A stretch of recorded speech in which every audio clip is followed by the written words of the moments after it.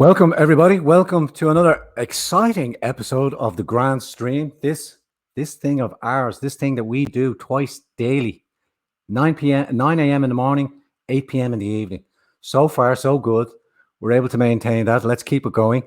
Live chat, welcome to you. Welcome. Thank you very much for joining me. Paul Pugh in the house, John Paul Williams, Siobhan McNeenan, Kelly, channel member Kelly White Dove's also in the house. We have Peace Poppy, Martin Ellen, the one and only Tigers Bay joining us as well. Paul Pugh decided to make it an unannounced guest and has joined us this evening. Stephen O'Kane, fantastic. Sean Mack, Colette Boland, fantastic. And Silver Fox, we do have a moderator tonight. Please keep it all things peaceable tonight, Silver Fox, if you would. Please, as we always do, we always encourage you, if you're new to the channel, don't forget, please smash that like button to help us push it into other people's recommendation list and help us spread the truth of alternative media, asking the questions that mainstream just will not do. Well, most of them. We have the good broadcast.com also out there doing some sterling work. If you're new to the channel, please press the subscribe button. Also, please consider leaving a comment down below. And if you could, please consider becoming a member. Just pressing the join button unleashes a whole waft of loads of different things that you could possibly get involved in. But please consider supporting the platform by pressing the join button. Also, make your way over to the Gran Torino website, World Wide Web, grandtorino.ie. Some articles over there and stuff like that. But please, you can also support over there as well. A lot of donation options. And you have been asking for it for quite some time. Those in the live chat, there is now P.O. Box information down below. P.O. Box 13179 Wicklow. Those of you wishing to send a handwritten letter or want to contact me or send stuff via the mail, as you have been requesting, P.O. Box 13179 Wicklow. It's a links in the description box. Now, without further ado, let me just give you a quick brief on my next guest, Dr. Rynne. His special interest in family medicine, Bacter's vasectomy for over 30 years. Dealing now with male and female sexual dysfunction, testosterone replacement therapy. He's treated 20 patients per day over 40 years, conducted over 30,000 vasectomies. A writer, a broadcaster, well-known TV commentator, author of 3 books in the past, chairman of Irish Family Planning Association, and a trainer in general practice, but has since retired and is working on the online sphere. Dr. Rynne, how are you, sir? Welcome aboard. Very well, thank you for having me on. Right. And Rynne is my second name, yeah. I knew I should have answered that before. I've been hop, skipping, and jumping through various different options throughout the day when I was advertising. I'm called Ryan half the time. Yeah, no, it's okay. Yeah, I get Ronan. I get Ronan all the time. I said, no, there's a W in my name. It's Rowan. Yeah. Please excuse. Live chat there. Big virtual a round of applause there for you, Dr. Rynne, and everybody welcomes you aboard. Last night we spoke with Dr. Marcus de Bruin. Fascinating conversation, and thank you all so much for your lovely comments after the fact over on Twitter. I know Dr. de Bruin has been doing some great work pitching back at the trolls who are accusing him of talking with the alt-right or the far-right. We would say just common sense folk over here, Dr. Rynne, asking the obvious questions. I wanted to steer our conversation, if we could, as I spoke to earlier on the lockdown procedures. Myself and Dr. de Bruin had a fairly reasonable, a brief touched in on what to expect after the fact, with the elective surgeries cancelled, with people not being able to attend various appointments, cancer appointments, treatments, all of that stuff. I was just wondering, could you talk to us and talk to my audience on what you would think we should expect down the line? I suppose the problem with the lockdown, it's a kind of a dictatorial thing. You do as we say, not as you might feel that you should do yourself. And we do have a constitution in this country that is supposed to afford us certain liberties. The right to privacy, for example, right to free movement, for example. And the lockdown just is a railroad through all of our constitutional rights and our human rights. And there are so many hugely negative consequences of this. We all understand the importance of controlling COVID-19. We understand that. It's how you do it, and the effects of what the effects of the lockdown, I find very disturbing. You were saying there about elective procedures and so on. They've all been put on a back boiler, especially for people who don't have private insurance. People who have private insurance will get through the system as they always have done. People who don't will be made to wait longer and longer and longer. And it was bad enough before this came along. However, I mean, people are maybe interpreting it a bit incorrectly.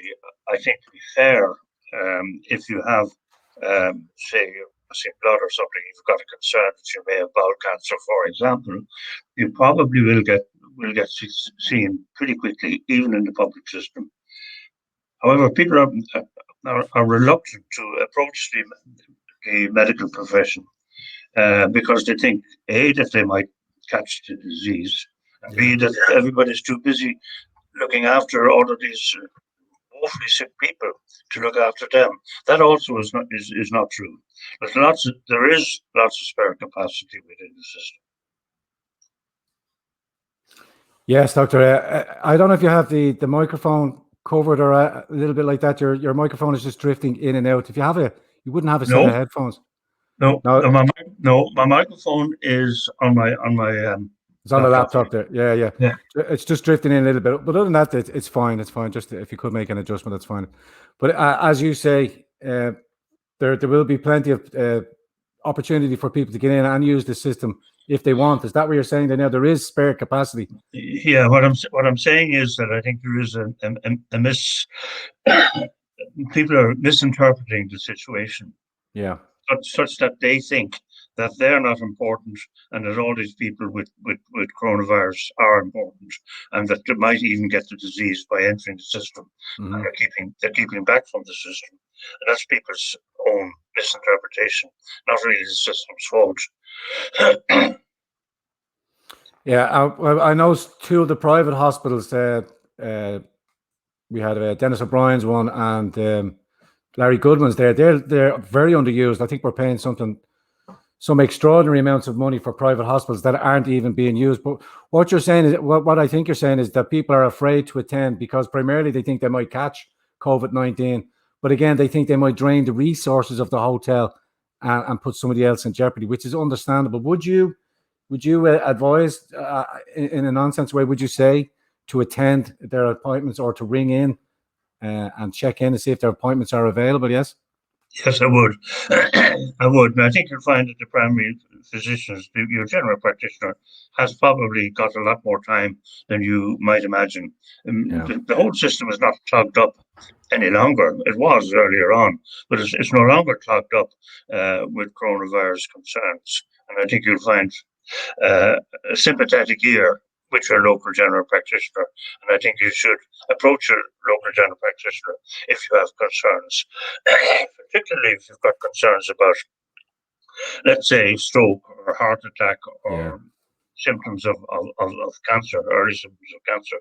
It's terribly important that they get checked out. And I think you'll find that you will be looked after, even in the casualty department of a hospital. So, I wonder why that ethos isn't pushed out on mainstream media. Why there hasn't been, like most Dr. De Bruin spoke on it last night, and we said people aren't in attendance. As you said, there's spare capacity there. Doctors aren't really under that much pressure because everybody is staying away. Surely the government now should be saying that if you think you have a problem other than COVID-19, do not be afraid to go to the hospital. Do not be afraid to contact your GP. Yeah, well, yeah, the government, as we see it on RTE, for example, in my view, is far too preoccupied with keeping the fear going and keeping the control going. If you don't do this, if you don't do that, we will do this. We will introduce lockdown again. You know, the treating us like children, and it makes me sick. And when I read the headlines in the newspaper, it's all about fear and control. And we are in control, and that's what they want. And it's sometimes I begin to think it's kind of the narrow end of dictatorship, And the government we have at the moment is only a caretaker government. Don't forget, they're not even elected, and they need to soften up and become a bit more gentle with people, and not wagging fingers and say you wear a mask and you do this and you keep 10 feet away from people. And you can only go into this shop, and it's everywhere you go. It's unpleasant. I was in a hardware shop yesterday, and I thought I might meet Joseph Mengele or something somewhere around the corner. It was just absolutely horrible. Yeah. Do this, go this way, and go that way. And I asked, will you help me to find a bulb? Because my eyesight's not great. No, it won't help you to find a bulb. The bulbs are over there, and that's it. And so I just left the place. I couldn't stand it anymore. Yeah. It's horrible. I mean, the country has become a horrible kind of a controlled freak fear. I mean, this is a flu. This is a virus. It's a very nasty one. I had it myself, by the way, and so did my partner here. We both got coronavirus around St. Patrick's Day, and we were coughing, and we had a raised temperature and so on. Yeah. And it was the mildest flu I've had in a long time. That's all I can say. And then they're talking about a vaccine. For God's sake, the vaccine against the common flu is very. I don't know if it works at all. If you take 5,000 people who've had a flu vaccination against 5,000 people who haven't, you find very little difference of illness among the two cohorts. So trying to find a vaccine as a way out of this is a nonsense in my view. Nonsensical, yeah. Yeah. Well, they're saying like clinical trials, usually when they're doing trials of any new vaccine, I mean, they don't even have, as far as I'm aware, a vaccine for the common cold. As you said, they are the normal coronavirus. What they're trying to do is inject you with a small dose of it to build up your immune system to it. So you do, in essence, get a touch of that strain of the flu. But we're talking now of combination vaccines, 6-in-1, 11-in-1 in some cases in the United States, with ingredients that everybody's not au fait in. We spoke with Professor Cal in regards to the HPV vaccine, and they weren't issuing the constituent parts for people to give consent for the drug to be administered to the children. My daughter had that as well. We weren't informed of consent, but because people are compliant to the government's wishes, because why would you imagine the government would want to harm you? No, that's not the case at all. The government are following the orders as they have been from EU via the World Health Organization's instructions, and then bolstered further on then by the UN. Now, a lot of people would have the way things are moving now, particularly with social media. Information is traveling at a phenomenal rate. A lot of misinformation, as you'd say, and a lot of quantifiable information. And people have genuine concerns. You mentioned that you went into the hardware store this afternoon. I was speaking with a couple of my friends who have started back in the building game, and their bosses are making them wear heavy-duty masks. And we're trying to inform people that's not going to prevent the virus getting into you in any way, shape, or form. The pores on the mask are so big they won't catch the virus strain.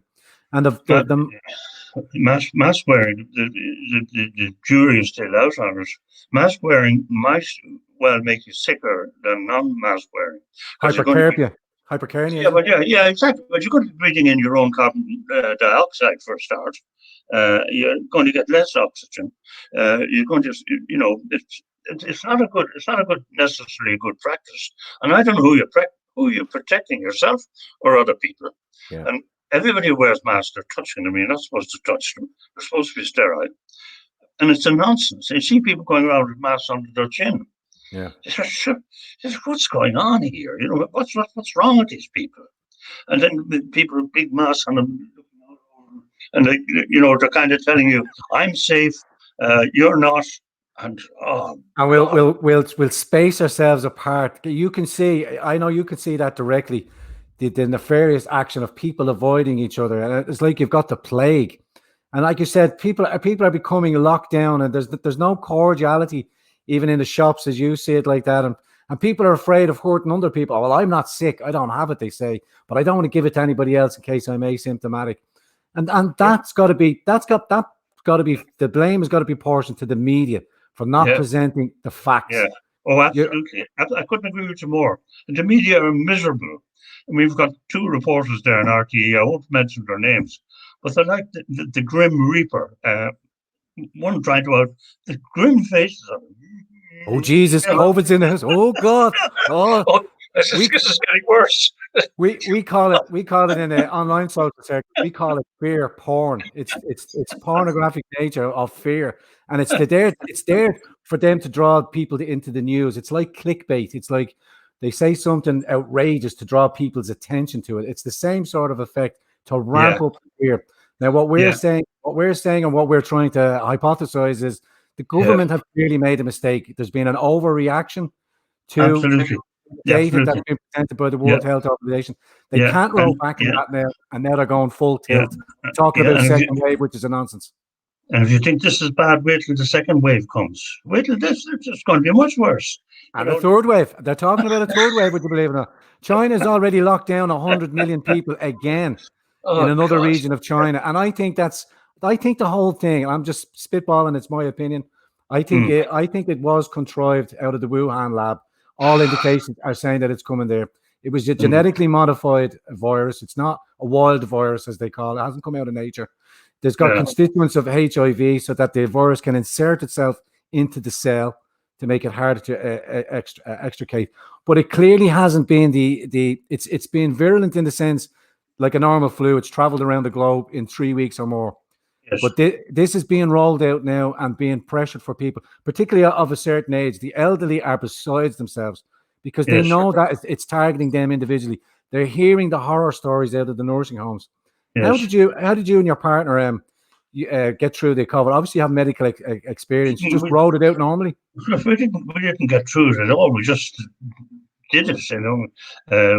I was in bed for one day. She was in bed for half a day. We were a little bit knackered just for a day or two, and that was it. There was no getting through it. We didn't take any medication or anything. And we were coughing. Both of us were coughing, and we had a raised temperature. So I presume it was the virus. Just an assumption. I didn't go for a test because at that time, this was around St. Patrick's Day, there was a waiting list for, I don't know, you wouldn't get the results for 6 weeks or something. And of course, the other thing is the people who die who have proved to be corona positive by a blood test, by a mucus test. Yeah. If they have that and they die, they are put down as the cause of death is put down as coronavirus, even if they're run over by a steamroller. So the counting is very, very ambiguous, to say the least, and doubtful and exaggerated. In this country, in other countries, it's probably understated. It might be a bit understated. No, all around the world, according to our information, the numbers seem to be inflated, and doctors and medical practitioners are being coerced to put down COVID-19 to inflate the numbers.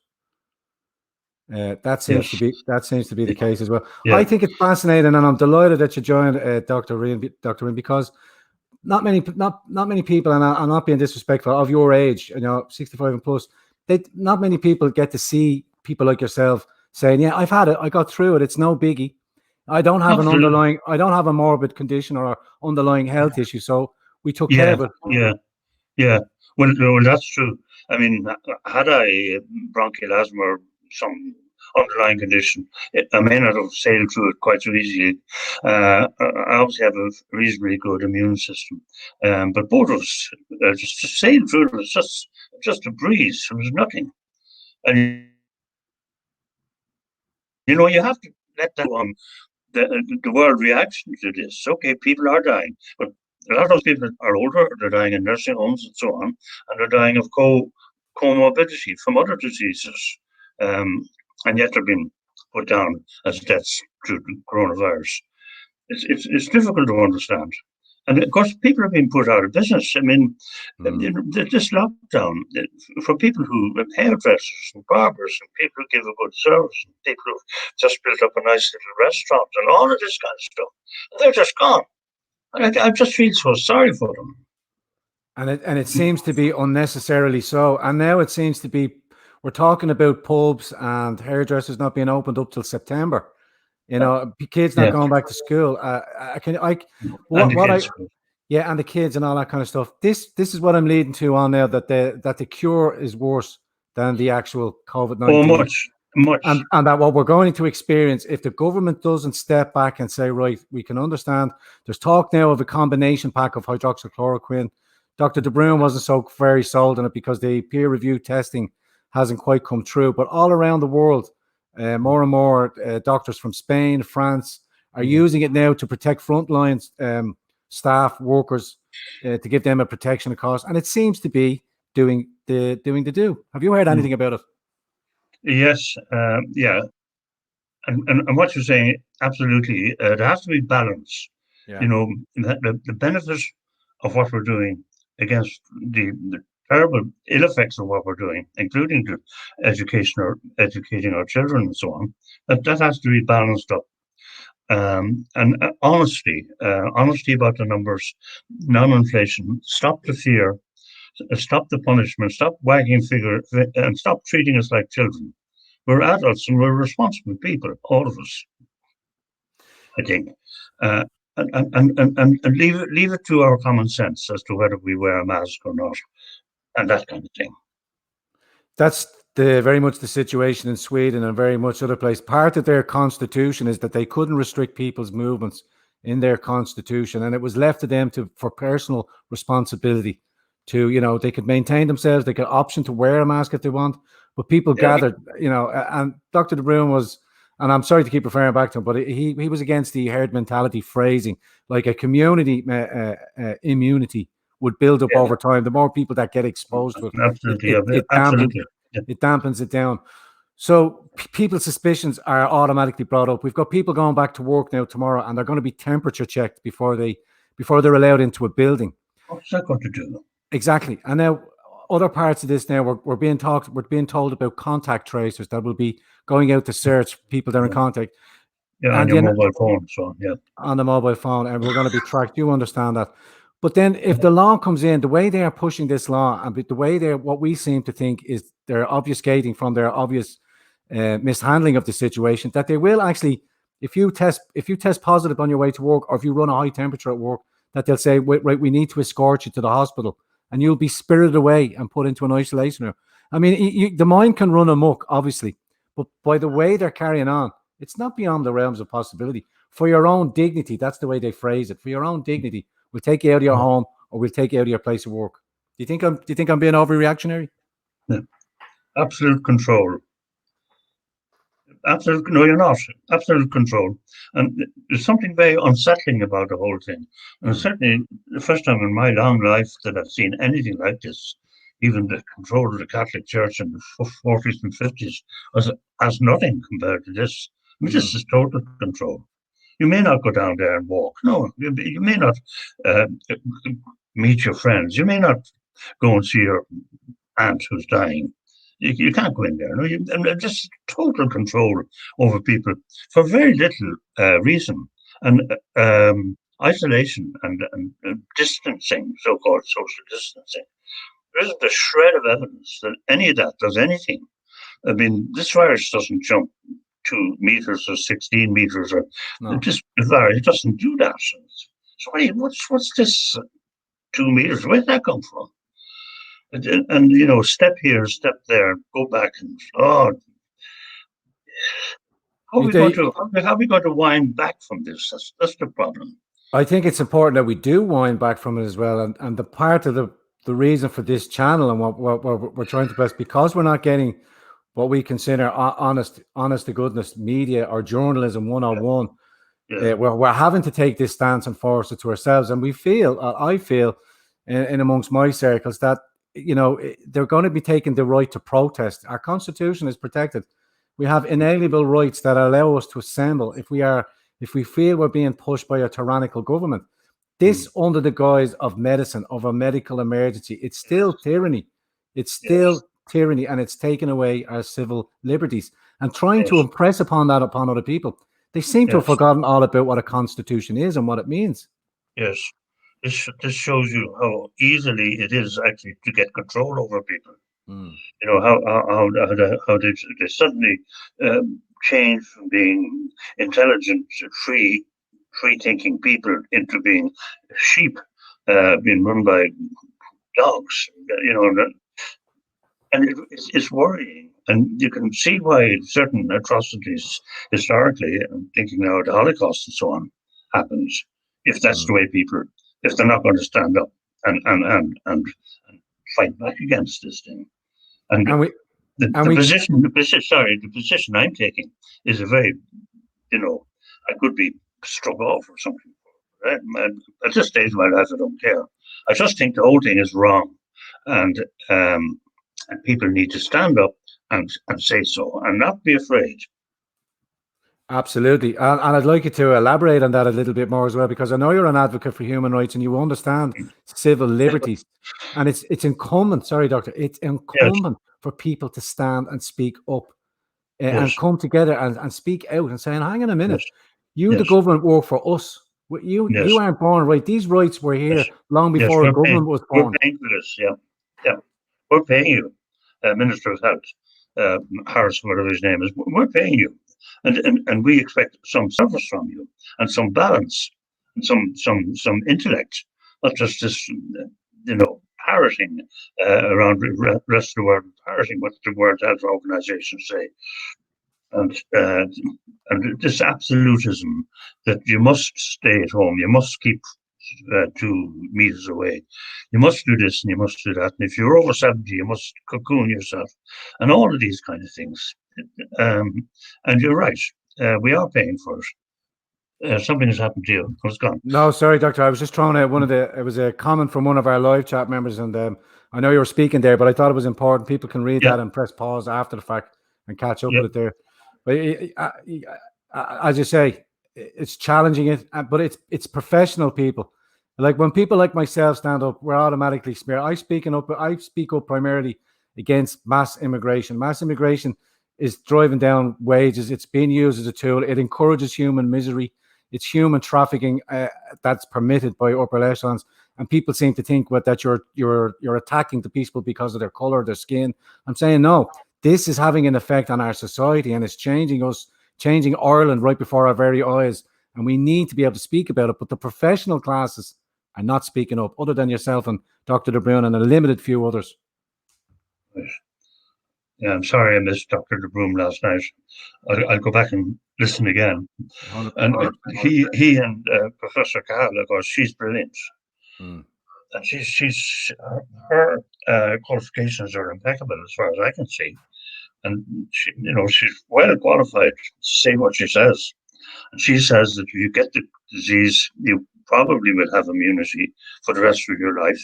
Not many people are saying that. They're trying to say, no, you might or you might not or whatever. So I, having had it 2 months ago, feel that I probably am immune to it for the rest of my life. And I take what she says on board. It certainly suits me to do so, and my partner as well. Absolutely, but you maintain your immune system. Obviously, you're well versed. That knowledge or that understanding seems to be lost in the education system. The natural immune system that we have as humans, and we are designed. We are walking ecosystems ourselves, and we are designed to be in common contact with other walking ecosystems to build up and to take their good antibodies and spread Yes, it around ourselves. absolutely. Your immune system needs to be challenged by infection. And okay, maybe herd immunity is not a very popular term, but I do believe there is such a thing. And there's doctors in America, 2 doctors in America who speak about this. And they say the more infection you get, the less deaths. So, in other words, more people become infected, they get an improved immune system, and they don't die from it. And hurting everybody away from it doesn't allow their immune system to become challenged, and weakens it. And of course, staying indoors and no sunshine. We get very little sunshine in this country anyway, and no exercise. And that's only old fellas like me, but I really feel terribly sorry for the children who have been denied an education, who are not going to get a proper leaving cert this year, is going to be assessed by teachers who don't like making that assessment. And there are going to be consequences for this. And in 10 years' time, we look back at it, I hope, I would say, well, Germany seems to have got it right, or didn't, or whatever. But I think you'll probably find a balance that didn't really matter what people did. I was going to use the expression there. We're suffering also from intellectual immunity.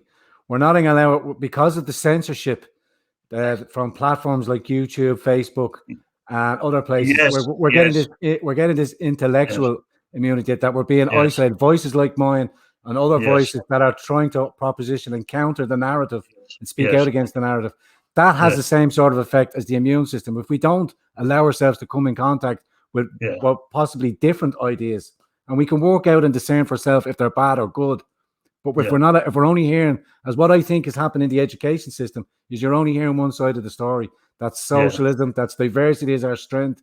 That's gender equality, and yes, nothing like that. And it's at the destruction of the family unit. Again, mm, the core cell of everything that's built, everything around us has come from the family and the protection of the family.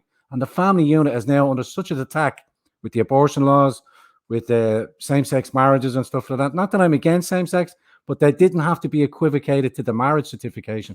It could easily been done through tax incentives. But no, mm, we had to give them the equivocation of the marriage certificate, and it waters everything down. So that is what I'm saying. The intellectual immunity was we're being sheltered, or they think they're protecting us from bad ideas. But if you don't allow yes, them ideas to germinate or to express themselves, and mm, for people to come to an understanding, you drive mm, people towards the very bad ideas. mm, mm. Would you agree? Yes, yes, here, and so say all of us. Absolutely, agree entirely. And I hope, thanks to people like you and the work that you're doing, that people will take it to heart and people will gain strength and courage to speak out about this and say, no, I'm not going to wear a mask. Yes, Mm, I am going to see my aunt. Yes, I'm going to do that, and just do a bit of civil disobedience, if you like, mm, and just rail against it, as I have been, and have become very unpopular with some of my friends yeah. who are dyed-in-the-wool conformists who say everything that Harris says is correct, everything that Hulan, whatever his name is, says is correct, and what we're doing is correct. And how dare you uh, say anything against it because it's protecting us all? Stay at home and save lives. That is just nonsense. Stay Mm. at home and save lives. And that becomes a kind of a catchphrase that people actually believe. Obey, obey, conform, obey. Take the glasses off. Or what? You know what do I what mean? you're do what you're told. Yeah, well, exactly. And I tell you what, you're the first person that's ever said to me and advocated. I'm always advocated. People tune in to watch me get on my soapbox Yeah, and rant and rail and try not to inspire, but they can yeah. see my frustration. And I'm not one to hold back.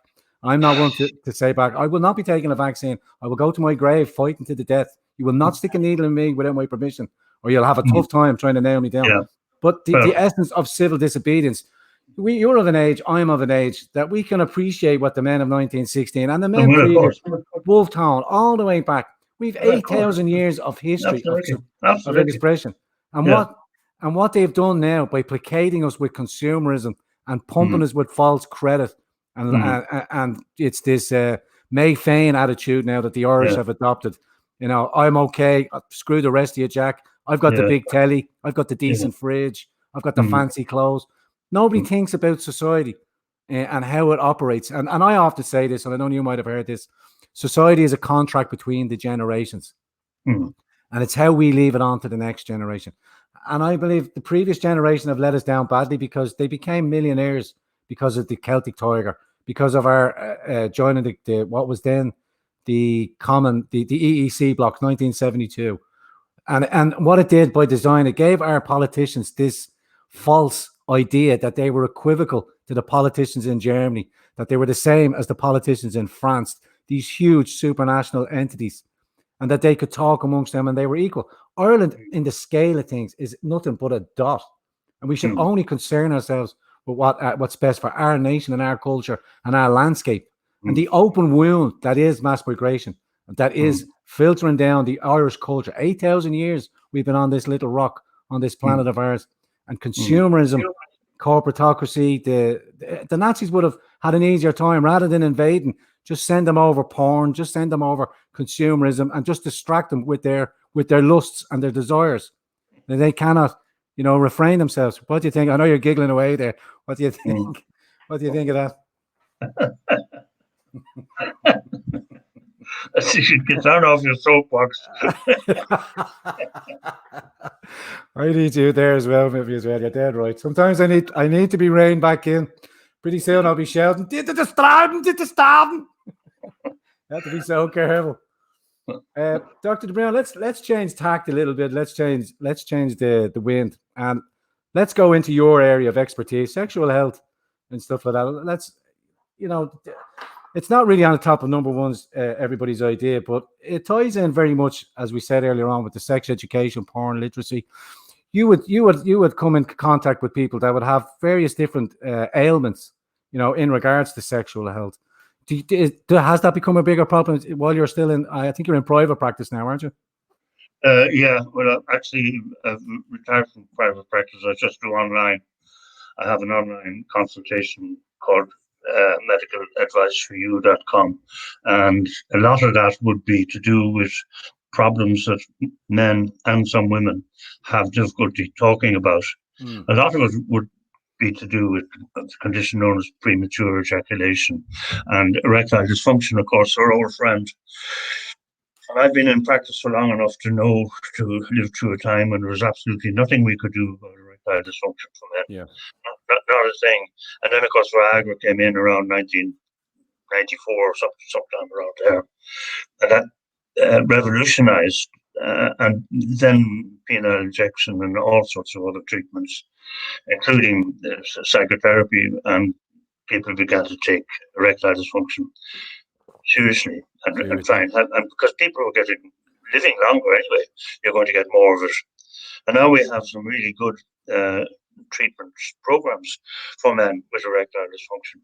Similarly, for men with premature ejaculation, which can be so severe that they can't even impregnate a woman. Huh? It'd be suicidal in some cases. Yeah, well, yes, they can't. They can't father a child because they can't ejaculate within the vagina because they ejaculate too early. But now again, there are some very good treatments for that, including psychotherapy, but including some drug treatments. There's also, I just want to put this in, which is a little bit germane to what we're talking about. Men who are a bit like myself, a bit thin on the top, take a drug called finasteride.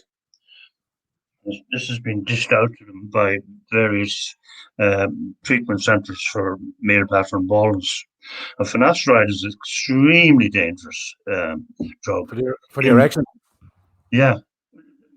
It has sexual side effects, but the horrible thing about finasteride is sometimes you'll only get these side effects when you stop it. Not when you're off it, but when you stop it.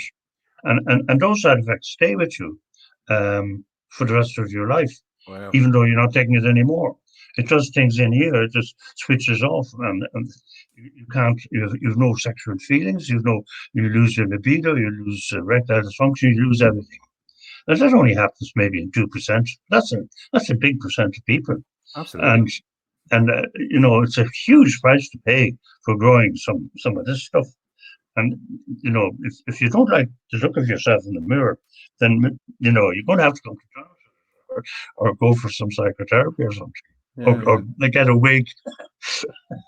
But please don't take finasteride. If you're a young man going bald, do not take finasteride. That's great advice. Because I've been seeing the consequences of this, and I became quite well known for not for treating it, but for supporting them, because there is no treatment. We still don't know the treatment for it. Well, I suppose, a lot of young men, yes, with male pattern baldness and stuff like that, rather than seek surgery, would hope that medication might alleviate. And it works very well, by the way. But no mention of the erectile dysfunction. Oh no, and no support for them. Yeah. Wow. And I think that doctors who prescribe this, it's negligence really, because they know or should know that this finasteride can have this effect. And there's a whole area of testosterone deficiency syndrome. Testosterone deficiency can affect men in their 30s and 40s.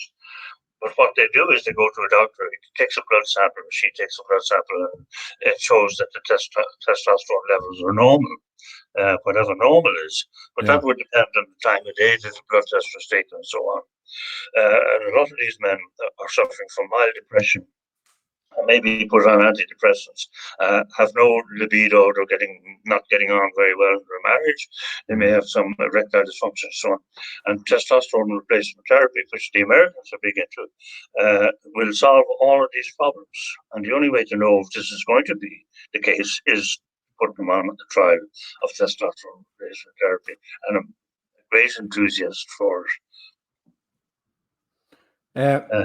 Yeah, go ahead, Doctor. No, I was just reading some of the live chats, losing the run of them as well, just where they were all back in second class, you know what I mean?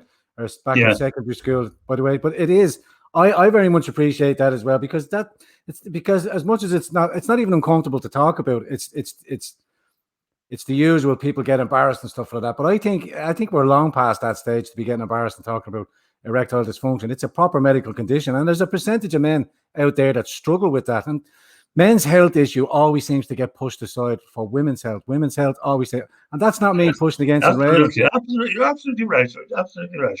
It's all about women and menopause and everything else. And fair play to them, because they, the squeaky wheel gets the oil, and when it comes to squeaky wheels, it's the women are much better at being squeaky wheels than men, because men shut up about it. And the consequences of that is that nobody takes them seriously. You're dead right. But erectile dysfunction, premature ejaculation, loss of libido, all of these things are real problems, and may well be the cause of some suicide and so on. And not all erectile dysfunction is cured by Viagra and tablets. Sometimes a bit more to it than that. A lot of it is performance anxiety. Of course. Psychological. Psychological. They're thinking, is it big enough? Is it long enough? Will it last? And that's one thing. All men go through that, particularly young men go through that as well. It's performance expectation and stuff like that. And I'm sure every man, if he's honest, has gone through a period of it. But you have to push through, and it's important that you look after your physical conditioning. And I think with young men who have performance anxiety, you're absolutely right, go to the web and they buy Viagra online. And that seems to solve the problem, but that's the wrong treatment for the wrong condition, because what they need to do is understand. And Masters and Johnson worked this out in the 1970s. What you need to do is stop watching yourself, and have a relationship that does not require you to have intercourse for the next month or two, and then gradually reintroduce intercourse. So intercourse is not the main part of the act, and you can still anticipation, build up for the moment and stuff like that. Yeah, and we have there's a certain thing going around on the culture about abstention. It's I can't remember what the name of live chat. What was the no masturbation? There's a certain phrase for it, but in essence, it was encouraging young men to refrain from constant masturbation or from looking at pornography, because pornography is an unrealistic expectation of what sex should be between a man and a woman. It's making love and all that, it's the anticipation. But if you're going in with your head full of all sorts of nonsense and you're expected to perform backflips and somersaults and all that kind of jazz, that's where your performance expectation comes into it. You know what I mean? So you're right. We would advocate the no fap. I think it was called no fap. It's just a common parlance in regard to abstaining from masturbation, to allow yourself to build up that stream. But also the train of thought that comes with that is because you're holding on to your testosterone levels and you're building up, it gives you that it brings you back to your dog situation as well. It's very beneficial. I work off it. I practice it often. No fap all the time, Yeah. Sure. No harm in it as well, and I think it has particular health benefits as well. By restricting endless amounts of masturbation. But the primary thing is to stop watching pornography. I spoke with Dr. E. Michael Jones. I don't even might never have heard of him, stuff like that. But he advocates against the use of pornography because it's being used as a weapon because it placates men. It takes the innate anger or the testosterone or the alpha dog out of men if they're continually draining themselves of their essence. And it's that essence that makes you go outside the front door and look for a mate and make yourself presentable, get yourself in shape, be the business. You know what I mean? But our modern world, our cook sort of more soy boy, effeminate millennials that have been brought up is to acquiesce, is to be feminine, is to be more of a friend to a woman, you know, and to be subordinate to the woman, to elevate them, which is unnatural. It's not. It's against natural order and against natural war. The sexes work together when they understand their position, their positions, or their roles to maintain the family, to become the family.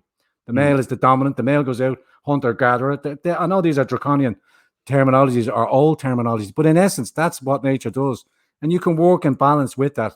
And see if you start speaking like that in this day and age, you're going, oh my God, misogynist, fucking the misogyny is out that window. No, men's health have to start advocating for their own health and their own rights, pretty much like fathers against the children. Fathers' rights being separated from children as well. It doesn't get the attention that it was. And that's an issue that drives men to suicide as well, because they don't have access to their children. And the courts give preference to the woman time and time again. Yes, well, they certainly used to, yeah. Well, Dr. Rynne, I think we'll have to touch on a very many number of bases. I think we went into areas that people weren't really expecting us. I think we're coming up on the 46-minute mark. And Dr. Rynne, if you ever want to come back on, or if you ever want to come back and have a talk, or if you want to do a talk on sexual education or men's health, or, you know, between men and women and stuff like that, love to have you back on and talk about that. No problem discussing those issues on the line. Okay, we'll keep in touch by email. Yeah, absolutely, sir. And the live chat there, giving you a virtual round of applause there, please, for Dr. Rynne. And I have to tell you, one of the most enlightened conversations. The live chat in there, the audience in there were saying how based you were, how articulate, and you were speaking like what we all should expect people of professional classes. This is a nonsense. What is happening down here is total control. It's akin to marching and creeping totalitarianism, which is a form of communism, which is not good for our children or our grandchildren. Would you agree? Absolutely, it's not healthy. And we need to speak out against it. There needs to be a strong group of people to say, end lockdown now and stop fiddling around with it, you know, and doing little bits here and little bits there and tinkering with it. Just stop it and end it, and let the kids go back to school. Okay, in smaller numbers or whatever. Let's see what happens. Because kids don't actually get the coronavirus, don't actually die from it. No. And let's be honest about the number of people who are in fact getting it and dying from it. I'll stop including people who've had strokes and people who've been shot and everybody else, just because they have a positive test to the thing and die. It doesn't mean that they died from it, they died with it. And, you know, so let's get the figures correct. I wish everybody well, and I hope, especially people in small businesses, which I'm not one of them, who've built up this business over the last 4, 5, 10 years and worked hard at it. And suddenly the carpet is pulled out from under them for no fault of their own, for nothing that they did. And they were giving a good service. I hope that most of them can get back into business again. I also think, you know, when all this is over, there's going to be an awful lot of little restaurants and pubs and hairdressers and people who will never get back into business again because they won't be able to afford to. And their lives have been kind of ruined, you know. It makes me very annoyed that there seems to be no alternative other than the government's diktat on the thing. Do this and do that. And thank you very much, by the way, for allowing me to say all this, because it is important that we say this and we speak out about it. And thank you. And thank you, sir. Brilliant guest. Thank you very much, Dr. Rynne. I'll talk to you soon. And I will say goodbye to you now, sir. Yeah? Take care. Okay. God bless. God bless. Well, there you go, live chat there. What do you think of that? What a fantastic guest. And I hope we'll have Dr. Rynne back on in the very near future. Telling it like it is, speaking it like it is, what we've come to expect from Ireland like that. And again, a figure, people of a certain age that you don't primarily get to see on the television, and speaking, just speaking the God's honest truth. Live chat, we're not going to have a roll call tonight. We're going to sign off quick as we like. Please, as before we do, if you're new to the channel, please don't forget, smash that like button. If you're here now, 433 in the room, Didn't see the counts because I was so engrossed in that conversation there. What a great doctor. 412. Smash the like button. Don't forget, if you're new, press the subscription button. Also, if you could, please consider leaving a comment down in the comment section below. And if you could, make your way over to the Gran Torino website, World Wide Web, grandtorino.ie. Rake of options there for donations as well. Don't forget, the new PO box is also in order again. Love to have some letters like the Big Bear has over in the United States. Love to be able to read your handwritten letters, or if you want to send anything in care of the PO box, it's PO Box 13179 Wicklow. Get to it, and we'll have a readout through all your great comments and your great words. Okay, live chat. See you again in the morning with my good friend Bruce, when we will be talking about the sexual education being rolled out in Scotland. And he's giving me a rake of links to get forward and get through. And we'll see you again, 9 a.m. Be there or be square. Us.